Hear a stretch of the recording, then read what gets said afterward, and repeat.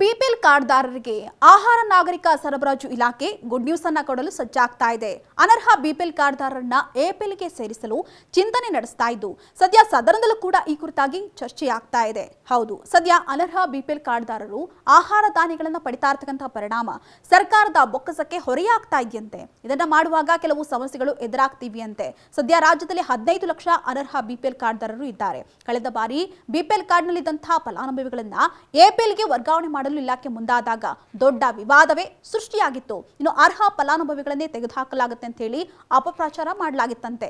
ಹೀಗಾಗಿ ಈ ಬಾರಿ ಸರ್ಕಾರದಿಂದಲೇ ಒಪ್ಪಿಗೆಯನ್ನ ಪಡ್ಕೊಂಡು ಈ ಕ್ರಮಕ್ಕೆ ಆಹಾರ ನಾಗರಿಕ ಸರಬರಾಜು ಇಲಾಖೆ ಮುಂದಾಗ್ತಾ ಇದೆ.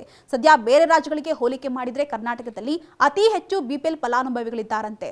ನಮ್ಮಲ್ಲಿ ಒಟ್ಟು 70% ಬಿಪಿಎಲ್ ಫಲಾನುಭವಿಗಳಿದ್ದಾರೆ. ಹೀಗಾಗಿ ಹೊಸ ಕಾರ್ಡ್ಗಳಿಗೂ ಕೂಡ ಅನುಮತಿ ನೋಡೋದಕ್ಕೆ ಸಾಧ್ಯವಾಗ್ತಾ ಇಲ್ಲ. ಹೀಗಾಗಿ ಸದ್ಯ ಬಿಪಿಎಲ್ ಕಾರ್ಡ್ಗಳಲ್ಲಿ ಅನರ್ಹ ಲಿಸ್ಟ್ ಇರತಕ್ಕಂತಹ ಕಾರ್ಡ್ದಾರರನ್ನ 5 ಮಾನದಂಡಗಳನ್ನು ಆಧರಿಸಿ ಎಪಿಎಲ್ ಕಾರ್ಡ್ ಕೊಡಲು ಆಹಾರ ನಾಗರಿಕ ಸರಬರಾಜು ಇಲಾಖೆ ಮುಂದಾಗ್ತಾ ಇದೆ.